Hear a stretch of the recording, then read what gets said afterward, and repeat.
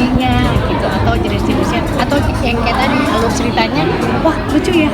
Jadi ibu di sini bukan hanya dari sisi dramanya, tapi dari sisi aksinya ada, petualangannya ada.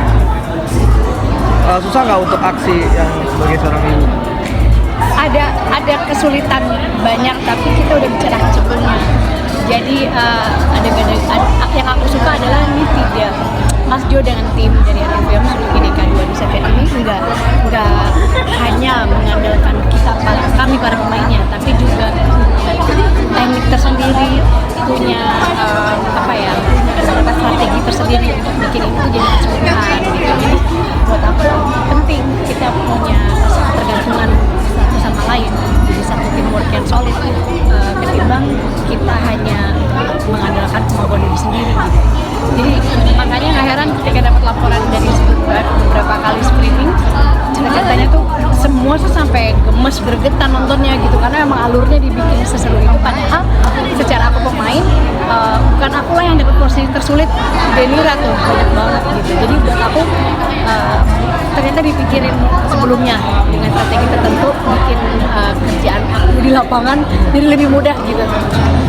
Mbak Widi ini syuting berapa lama dan gimana Mbak Widi maksudnya? Syuting ini, ini kan udah 2,5 tahun yang lalu. Berapa lama ya pembuatannya? Aku porsiku sendiri nggak terlalu banyak kok, tapi ada terus di beberapa fase penting gitu. 2 minggu kurang lebih, tapi persiapannya memang dari sebulan sebelumnya. Tapi produksinya aku ada di situ kurang lebih 2 minggu. Lokasi di mana Mbak Widi? Jauh, di mana ya? Pokoknya 2 jam dari Jakartaan kita, 1,5 jam karena jalannya rusak. Benar-benar dicari lokasi yang oke. Mungkin pengalaman menarik di lokasi syuting seperti apa Mbak? Sebenarnya aku menyaksikan ketika ada salah satu pemain pendukung yang keseruan. Iya gitu, kayak possess, kayak bahasa anak muda kerennya gitu. Tapi nggak ngelihat pada saat proses teman udah selesai dibawa ke atas, tapi dia masih dingin gitu. Wah, ini benar-benar sebuah situasi yang nggak menguntungkan sih ya. Tapi intinya pekerjaan ini bukan main-main, segala macam kesempatan untuk mencari nafkah lah ya. Itu benar-benar dengan ada situasi sulitnya, ada resikonya. Jadi saya sangat menghargai semua pemeran dalam film ini, semua pendukung dalam film ini, bukan hanya yang bagian di depan kamera ya, di bawah kamera bahwa ternyata begitu gitu. Setelah sebelumnya nggak pernah saya ngalamin ada kejadian-kejadian seperti itu. Tapi Mbak Widi juga maksudnya ngerasain hawa-hawa negatif juga sangat gitu? Bukan negatif ya, namanya sebuah tempat yang udah lama nggak dihuni, jadi dingin banget gitu, bukan secara suhu ya, tapi rasanya gitu. Jadi jujur saya nggak mau nginep di situ. Jadi seberapa larut selesai, minta pulang. Karena memang sebenarnya karena ada anak-anak sih. Jadi kan pengennya tetap ada buat anak-anak, walaupun ketemu cuma beberapa jam aja, terus nanti dia tahu ibunya pergi kerja lagi. Tapi jujur kalau tempatnya nggak spooky, mungkin aku malah bisa bawa anakku nginep gitu. Emang aku agak berasa agak ketakutan sih hidup di situ gitu. Berarti nggak ngerasain nginep di tempat yang tadi kata sutradara lantai 2 itu buat tempat case sama. Jadi ya kalau bekerja dalam sebuah produksi film, kita kan nggak tahu diambil jam berapanya. Jadi sebenarnya nginep di sini tuh dalam arti kata ya aku menghabiskan dari malam sampai pagi ada juga gitu. Misalnya sambil tidur nunggu sampai peran yang lain tuh diambilnya pagi atau apa. Jadi gitulah kalau kerja tuh, walaupun kita punya jam ideal, tapi ada beberapa jam situasi kondisi yang kita tetap harus nunggu. Ya nunggunya ya bisa dengan yang kayak nginep aja gitu. Baru dibangunin pas kita udah take lagi gitu. Tapi mungkin kan Mbak Widi tadi sempat lihat salah satu kru atau pemain yang serupa, jadi kapok juga nggak sih buat mereka ke horor? Insya Allah yang namanya tadi saya bilang resiko kerja banyak banget.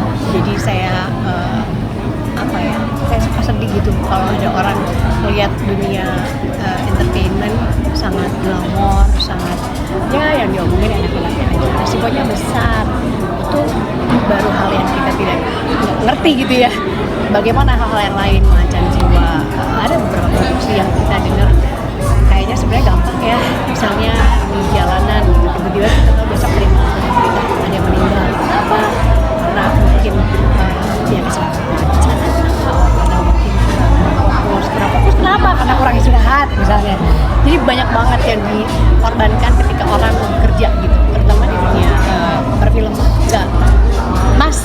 masih berkembang lah kemajuan dalam hal pemenuhan jam kerja yang ideal itu kita masih usahakan itu.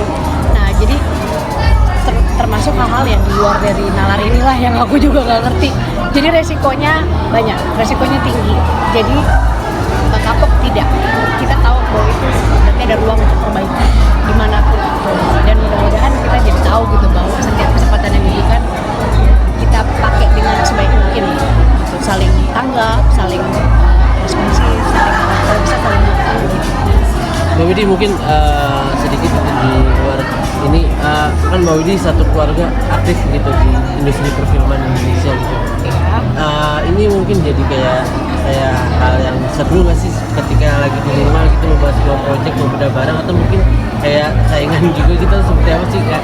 IDK 2 Deception ini kan tayang 27 Februari. Kadang-kadang kita ada hari-hari di mana kayak malam ini diputar duluan sebelum di bioskop. Sebenarnya yang seru ketika seluruh keluarga main adalah pada saat tanggal-tanggalnya nih, kadang-kadang berbarengan produksinya. Tapi ya itu tadi selalu ada strategi kita bicarain yang baik gitu. Dan kalau bisa bukan hanya kami fokus kepada pekerjaan masing-masing, tapi kami saling mendukung satu sama lain gitu. Kayak saat film suami saya lagi tayang, entah di bioskop, entah itu di platform gitu ya, itu kami usahakan hadir bersama. Tapi ada momen-momen dimana nggak bisa dipaksain. Kayak malam ini di premiernya IDK 2 Deception ini, suamiku malah harus keluar kota karena emang udah ditunggu sama produksi film lainnya, tapi ada anakku datang. Jadi paling optimal ya saling mendukung, tapi juga saling menerima kalau memang tidak bisa optimal di dukungannya. Tapi keluarga juga dilibatkan juga dalam menentukan pekerjaan kah, atau mungkin bekerja karakter kah, atau seperti apa? Dilibatkan, pasti perlu, malah selalu diperlukan. Aku suka tanya sama anak-anak pendapat mereka, tapi di sisi lain di sini keterlibatan mereka juga kan sesuai porsi. Kalau udah profesional sebenarnya kita harus udah bisa misahin tuh. Kadang-kadang levelnya kan beda, bapaknya di dunia acting udah jauh lebih lama, aku pun begitu di dunia kesenian secara keseluruhan. Jadi kadang kita untuk misalnya kita review atau kita filter seleksi anak-anak, kita juga harus bisa bedain biar bagaimana anak-anak kami memulai gitu, tetap punya jam terbang dan sebagainya, nggak hanya di dunia perfilman tapi di dunia musik juga. Jadi jangan sampai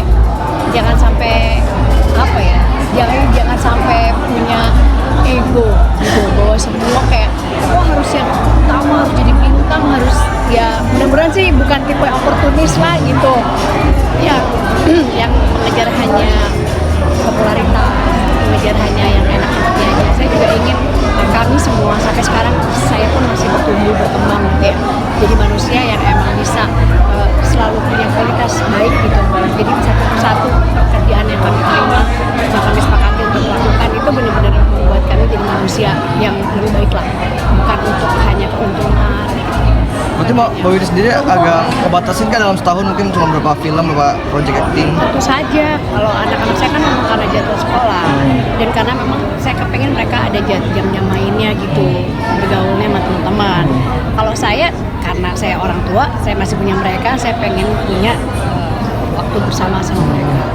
Untuk IDK 2 Deception ini kan udah jelas tadi saya bilang saya pulang gitu. Mas Dwi juga sama, jadi syuting luar kota, ada break sehari, bahkan hanya sehari pun dia akan beli tiket pesawat untuk hanya main sama anaknya, nanti balik lagi nggak apa-apa. Karena yang paling penting kalau kita nggak punya atau nggak ngerti bagaimana mulai dan berhenti, nah itu udah gawat tuh. Paling nggak kita tahu kapan mulai, kapan kerja optimal, kapan berhentinya, kapan istirahatnya gitu.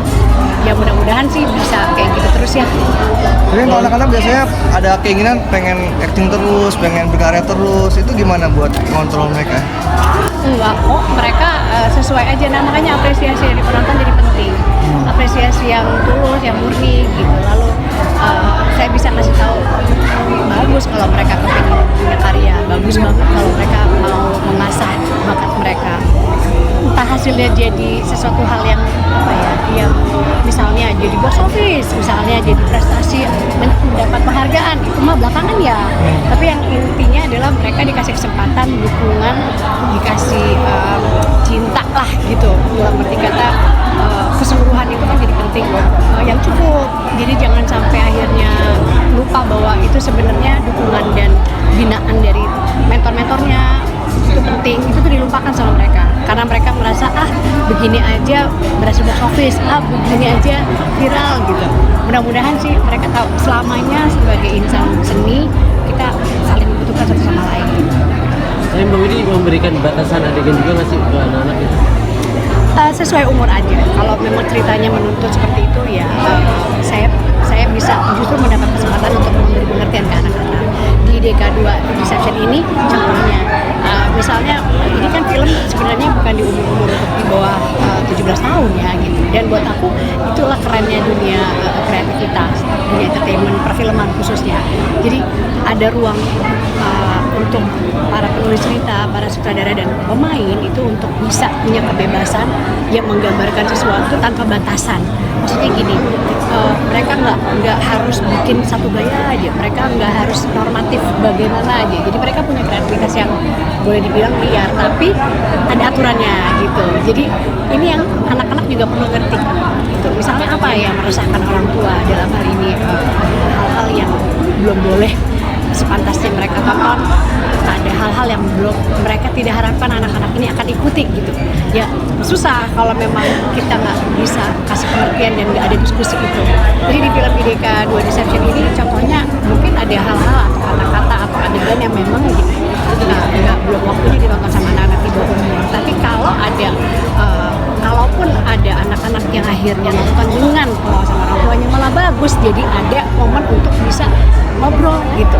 Karena kadang-kadang ketakutan di awal itu sebenarnya pemantik untuk kita bisa jadi ngobrol dan bisa saling ngerti apa yang membuat dia takut. Biasanya takut karena belum tahu, belum paham. Ketika ada kesempatan untuk ngobrol, ada pemahaman, penjelasan, mereka ngerti kenapa sih karakternya begini, kenapa sih kalau diganti ceritanya tapi nggak akan jadi baik buat filmnya gitu loh.